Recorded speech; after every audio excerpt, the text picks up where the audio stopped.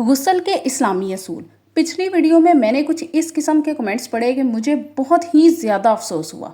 Majority, minority की बात नहीं कर रही, मेजॉरिटी मुसलमान, उनको ये पता ही नहीं है कि खुद को पाक कैसे करना है। जिन लोगों की कच्ची उम्र में शादी हो जाती है, माँ बाप बताते नहीं है, इस बारे में बात करना पसंद नहीं करते, उनके लिए तो ये एक इन्फॉर्मेटिव वीडियो है। लेकिन वो लोग जिनकी शादी को 20-20, 25-25 साल गुजर गए हैं, जो उधेड़ उम्र में पहुंच गए हैं, उनको इस चीज़ का ना पता हो। आप सोचें कि कितने साल नापाकी की हालत मैं इमेजिन भी नहीं कर सकती।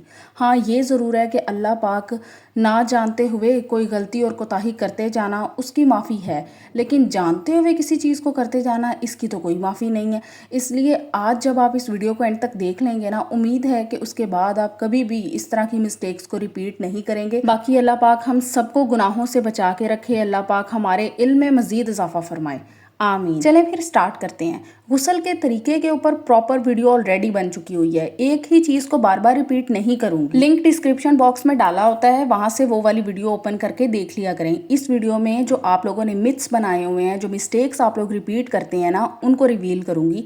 सबसे पहली चीज़ ये, लोग ये समझते हैं कि इंटरकोर्स के फ़ौरन बाद गुस्ल बहुत ज़्यादा ज़रूरी है। नहीं, ये चीज़ नहीं है। आपने खुद को रश हरगिज़ नहीं करना होता, ख़ास तौर पे जब आपकी बॉडी हीट अप होती है। आप लोगों को ये मैं चीज़ मेडिकल पॉइंट ऑफ व्यू से बीइंग अ डॉक्टर बता रही हूँ। जब तक आपकी बॉडी कूल डाउन नहीं होती, आपने उसको पानी के नीचे नहीं करना होता। इस्लाम यहाँ तक इजाज़त देता है कि जब तक नमाज का वक़्त नहीं गुजर जाता, आपके पास वक्त है। ऑथेंटिक अहादीस के मुताबिक आप फौरी तौर पर वज़ू ज़रूर करो, लेकिन जनाबत की हालत में सोया जा सकता है। यहाँ पे बात हो गई वज़ू की। सेकेंड पॉइंट यही है जिसको बहुत सारे लोग भूल चुके हैं, या जिन लोगों को पता ही नहीं है कि ये एक सुन्नत है कि अगर आप इंटरकोर्स के बाद थक गए हो या फिर रात का वक्त है और आप सोना चाहते हो, तो आप गुस्ल के बगैर सो सकते हो, लेकिन आपने वजू जरूर करना है। तीसरा मेजर पॉइंट जो मेजोरिटी लोग मिस कर जाते हैं, आप लोगों ने नहीं करना।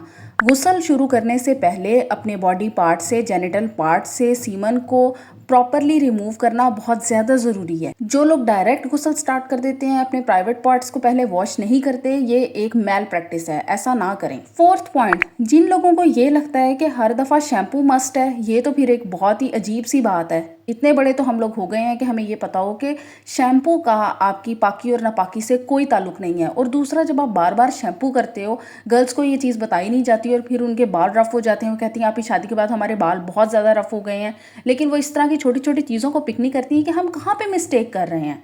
उनको ये होता है कि हर बंदा ही करता है शैम्पू, जब आपने गुस्ल करना है आपने शैम्पू करना है। नहीं भाई, इनफैक्ट अहादीस के मुताबिक अगर आपने बालों की टाइट चुटिया की हुई है तो उसको खोलना ज़रूरी नहीं है। सिर्फ आप सर पे पानी बहाओ और आपके बालों की जड़ों तक पानी जाए, ये चीज़ ज़रूरी है। नेक्स्ट पॉइंट, आपने कभी भी पानी हद से ज़्यादा वेस्ट नहीं करना।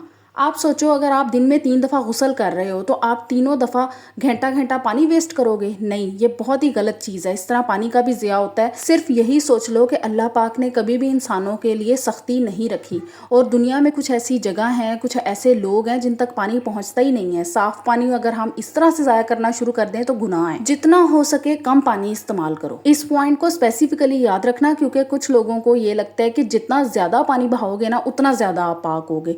ये चीज़ नहीं है। एक और चीज़ जिसको मैं यहाँ पे क्लियर करना ज़रूरी समझती हूँ, वो ये कि हस्बैंड वाइफ साथ में शॉवर ले सकते हैं, गुस्ल कर सकते हैं, आपका गुस्ल जायज़ होगा। क्योंकि कुछ लोग ऐसा समझते हैं कि साथ में अगर आप गुस्ल करते हो तो आपका गुस्ल जायज़ नहीं होता। नहीं होता है।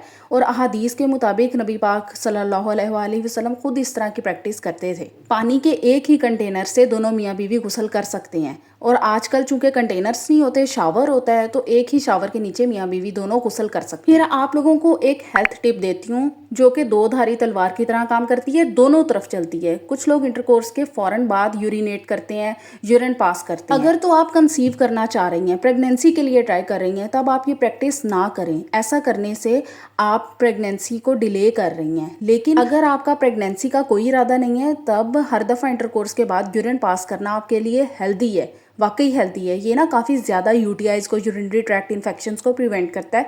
ये चीज़ कर लेनी चाहिए, और इससे आप ना फौरी तौर पे अपने पूरे पार्ट्स को अच्छे से वॉश भी कर लेते हो, तो ये बहुत अच्छी चीज़ है। Last but not the least, intention आपके हार्ट में होती है, अमाल का दारोमदार नीयतों पर है। अगर आपने गुस्ल शुरू करना है तो नीयत आप दिल में कर लें। ये नहीं ज़रूरी कि आपने मुंह से बोलना है, ऊंची ऊंची बात करनी है, नहीं। जैसे आप नमाज़ पढ़ते हुए दिल में नियत कर लेते हैं, इसी तरह गुस्ल करने से पहले भी आप दिल में नियत कर सकते हैं, और गुस्ल करने के बाद भी आप नियत कर सकते हैं कि मैं पाक हो गया हूँ। मैंने अपनी पूरी कोशिश की है कि मैं आपके साथ सारे पॉइंट्स डिस्कस कर दूँ। उम्मीद है कि आइंदा आप इस तरह की मिस्टेक्स नहीं करेंगे। Thank you.